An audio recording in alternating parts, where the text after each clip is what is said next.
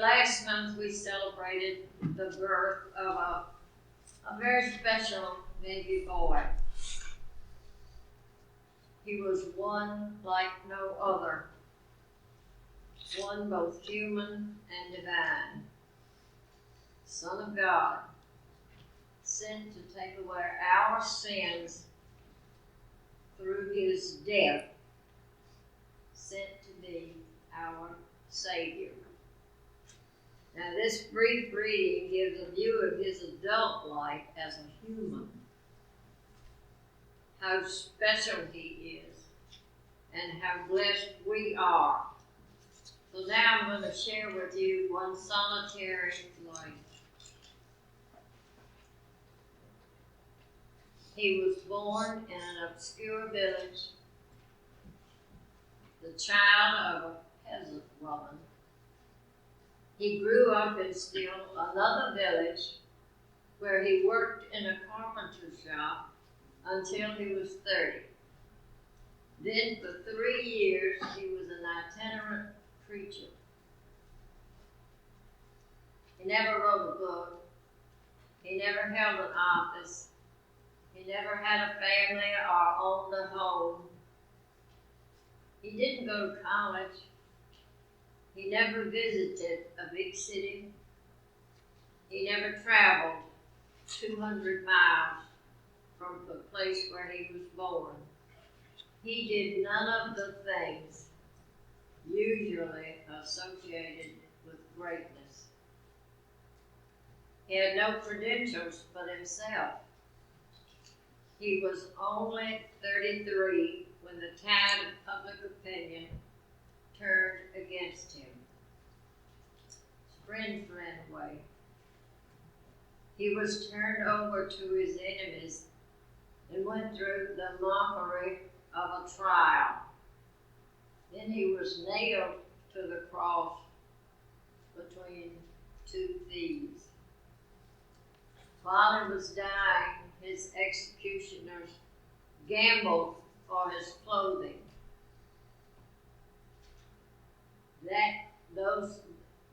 That clothing was the only property that he had on earth. Then when he was dead, he was laid in a borrowed grave through the pity of a friend. 19 centuries have come and gone, and today he is the central figure of the human race and the leader of mankind's progress. All the armies that ever marched, all the navies that ever sailed, all the parliaments that ever sat, all the kings that ever reigned, put together, have not affected the life of man on this earth as much as that one solitary life.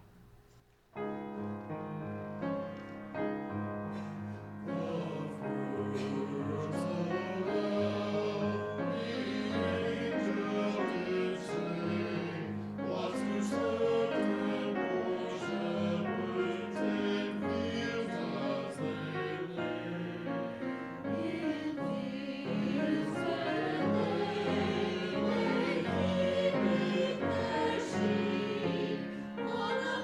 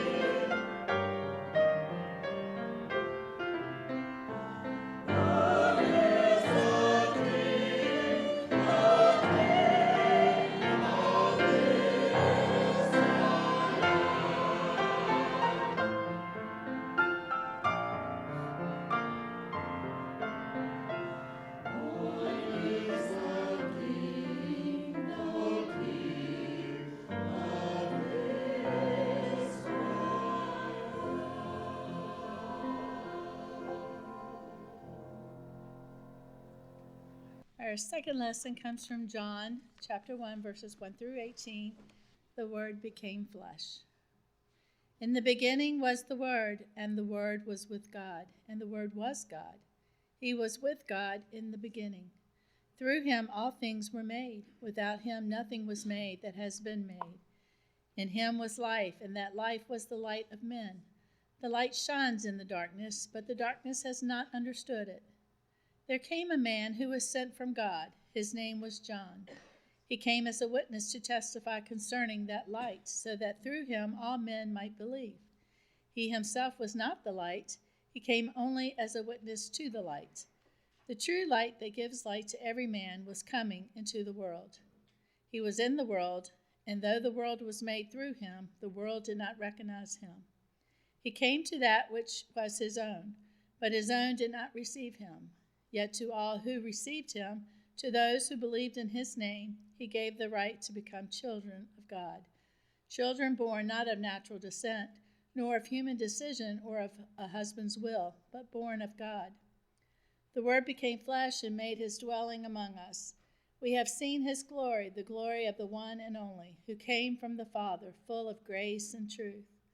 John testifies concerning him. He cries out, saying, "This was he of whom I said, 'He who comes after me has surpassed me, because he was before me.'" From the fullness of his grace we have all received one blessing after another. For the law was given through Moses. Grace and truth came through Jesus Christ. No one has ever seen God, but God, the one and only, who is at the Father's side, has made him known. One of the true joys of my life, as it likely has been for many of you who have had the opportunity to be parents or aunts and uncles or friends of young children, one of the great joys of my life is the chance to have read stories to my children. I especially have enjoyed doing that at bedtime. When Jonathan was little, Cadence and I would alternate evenings to read him a story and then get him to bed. Now, she remembers that a little differently than I do. When I said that to her as I was preparing the sermon, she said, "Did we alternate evenings?" I said, "Oh yeah, I remember." So, I don't often say this. I think I'm right. Even if I am, I'm not. No. We talked about it and we both remembered it, that we did alternate. But once Phoebe came along, we tended to divide and conquer. And Cadence usually read and still reads to Phoebe at night, and I usually read to Jonathan. Now, as Jonathan got older and much more of a reader in his own right, I've had less opportunity to read bedtime stories than I used to have. That's why I was really grateful this past autumn to read a favorite from my childhood, the Winnie the Pooh stories, to Phoebe. And I was even more grateful that Jonathan was interested in us reading together my absolute favorite story outside of the Bible, The Lord of the Rings. Given that we made it this weekend to the end of the second volume, and that yesterday was the 134th birthday of its author, J.R.R. Tolkien, it wasn't surprising to me when I was working on this sermon that some of the imaginary elements of that story were in my mind as I started looking at Jesus as the light. Now, light in Tolkien's work has much of the same symbolic meaning as light has in many epic tales and in many religious texts, including the Christian scriptures. Light is associated with the good, the beautiful, the knowledge of the divine. In The Lord of the Rings, light fosters hope, strengthens faltering hearts, and stems the tide of both literal darkness and works of dark and evil beings. The symbolic power of light in Tolkien's work is perhaps best captured in this passage from the final part of the story, as the heroes, Frodo and Sam, struggle to sneak through the land of the evil tyrant in the story. As Frodo rests, Sam looks up into the night sky. There, peeping among the cloud rack above a dark tor high up in the mountains, Sam saw a white star twinkle for a while, and the beauty of it smote his heart as he looked up out of the forsaken land, and hope returned to him.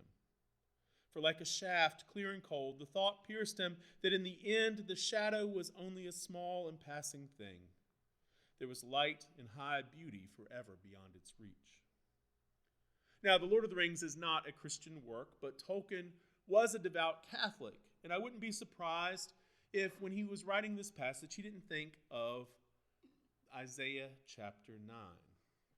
In Isaiah 9:2, we read that the people who walked in darkness have seen a great light. Those who lived in a land of deep darkness, on them the light has shined.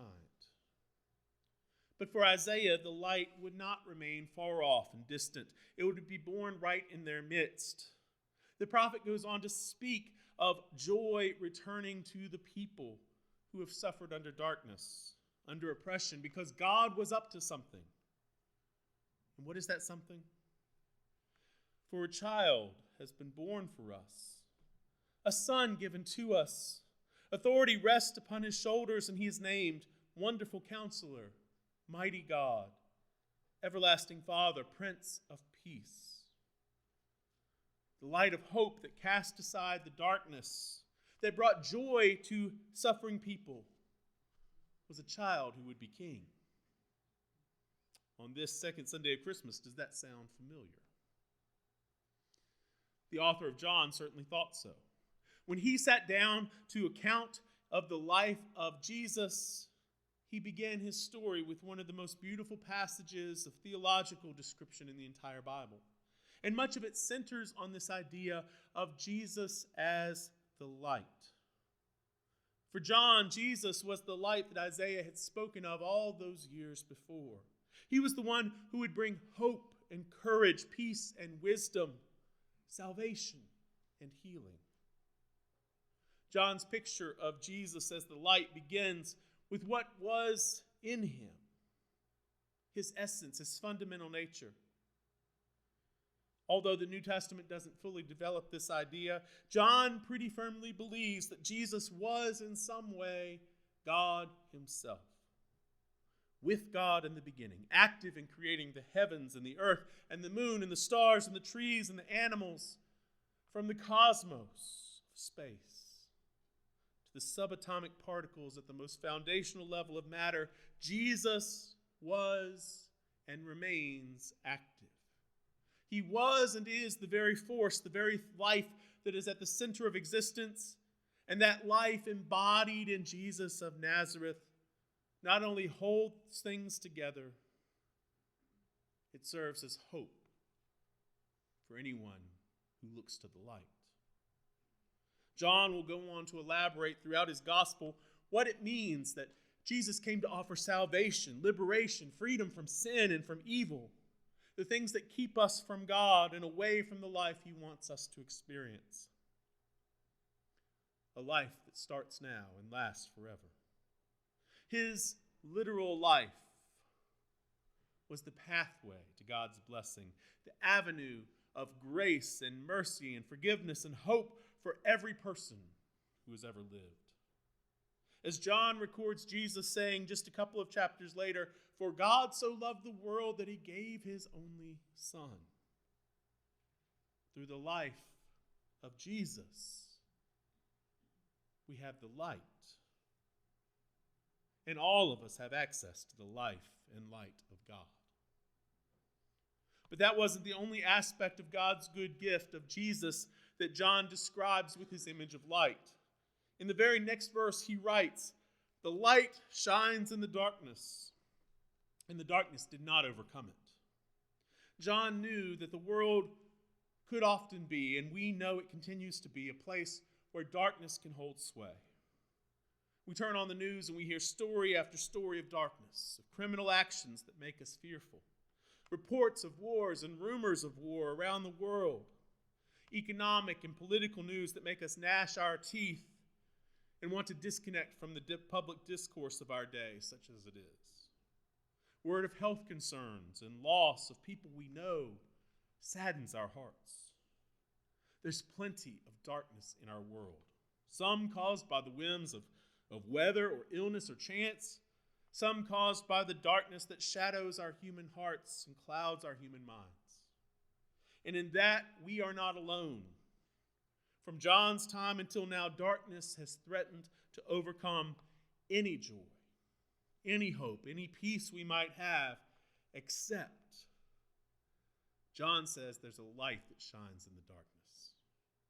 Held up against the pain and suffering of illness and injury, John says there is a light of hope for healing and for relief.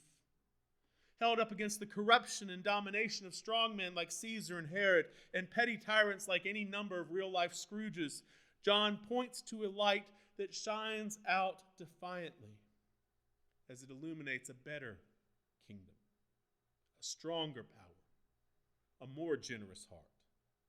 Held up against the despair of a seemingly endless litany of bad news all the time, the light that John describes is a hopeful alternative, a promise that there is something better than the tired tropes and the spiraling sordidness of much of human existence.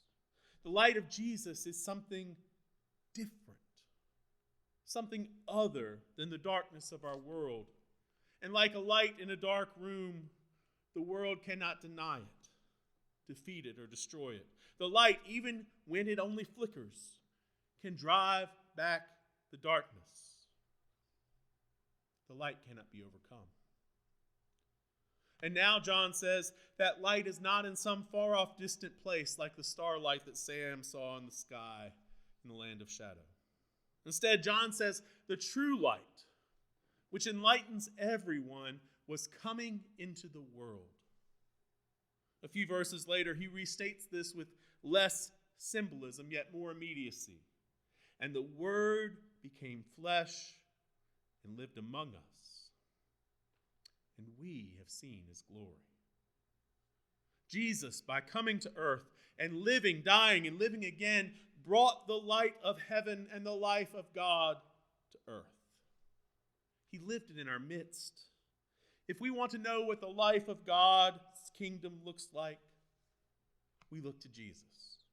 If we want to know what God would do in this situation or that situation, we look to Jesus. If we want to know God's perspective on something or on someone, we look to Jesus. In short, if we want to be enlightened, if we want to know the life abundant, the way of God, the experience of life as God intended, we have a model, a guide, a teacher in Jesus.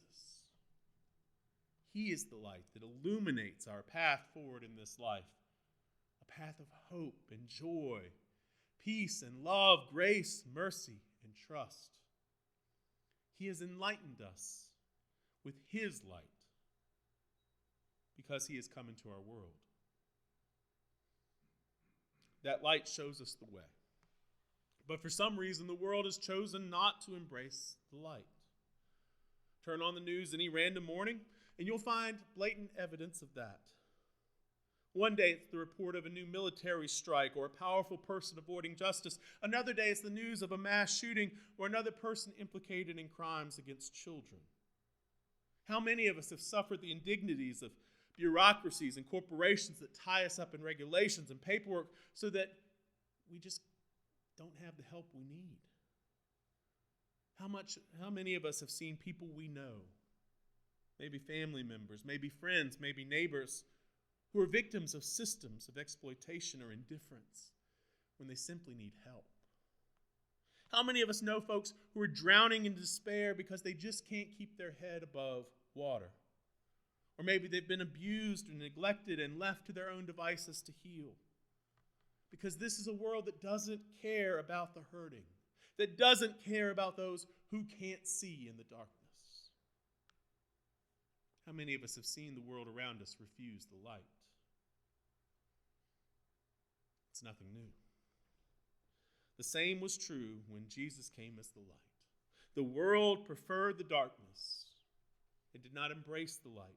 When Jesus declared himself in his public ministry, the world's answer was to try to snuff out the light in the most violent way possible. But when that didn't work, because the darkness could not overcome the light, when Jesus returned to life and his followers began to spread his light far and wide, the world tried a new tactic. It tried to claim the light for itself and turn it into darkness. For centuries, millennia even, rulers have claimed God's permission for the horrors they inflicted.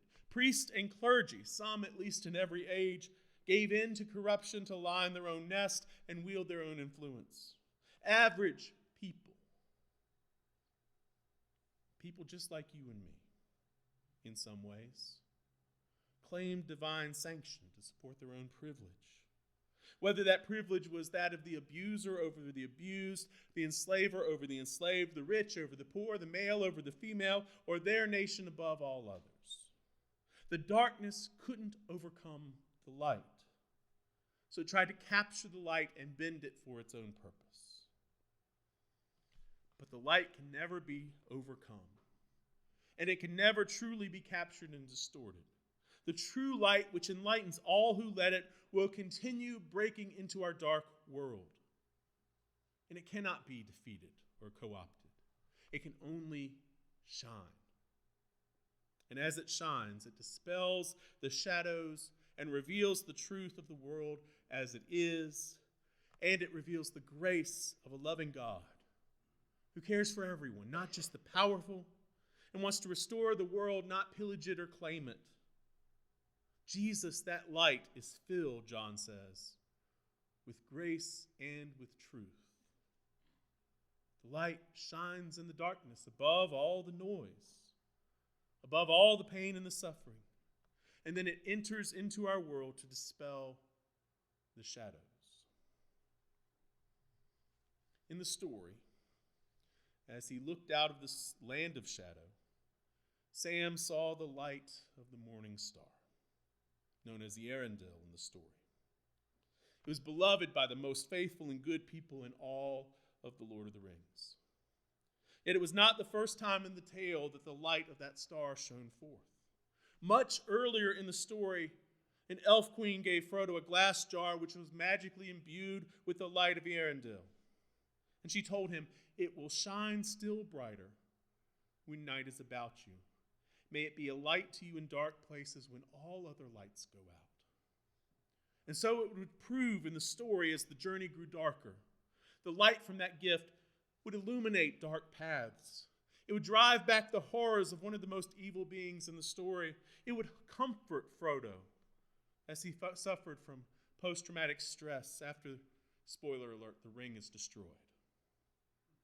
And it would continue to shine until Frodo at last bore it beyond the shores of Middle-earth and returned to the bliss of paradise. This is perhaps one of the most Christian parts of Tolkien's work.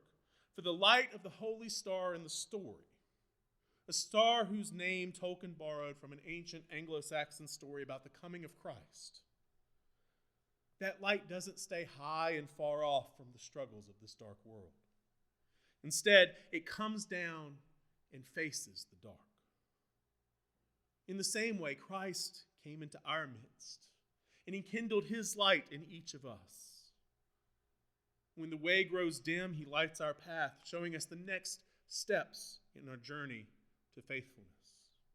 When the evils of our world draw close, the light of Christ emboldens us to stand against them and somehow triumphs over them by the grace and mercy, love and truth and justice of the kingdom of God. And when we are hurting, when we're suffering, when we're in despair, the light shines, if we let it, to comfort us in our pain and in our loss. The light will never leave us or forsake us. It remains with us all the way to paradise. My friends, a new year is dawning. And I can't stand here and tell you that the darkness will not gather. You and I may be touched by shadows this year. It's likely that the days ahead will bring for some of us, or even for all of us, pain and suffering, confusion and uncertainty, peril and loss. We may be traumatized directly, or we may be harmed remotely by the day-to-day workings of our world. The only thing I can tell you is the promise that darkness will endure in 2026. But it does not have to conquer us. It does not have to conquer our community of friends and neighbors. It does not have to conquer our world. Indeed, as John says, it cannot, because the light has come and is shining bright. Will we let it shine in our hearts, dispelling our shadows of despair and pain? Will we let it shine through us, lighting up the darkness of others? One of my favorite moments every Christmas is when we're gathered here on Christmas Eve and we light our candles, our individual candles, with the light of the Christ candle. And then we go out the front doors, symbolically carrying that light into the world. It's not our light that we carry. It's the light of Christ. So this year, may the light of Christ be our light. And may our light, which is really his light, shine in and through us in incredible ways. Go forth, my friends, and fear no darkness, because you bear the light of Christ, and that light shines.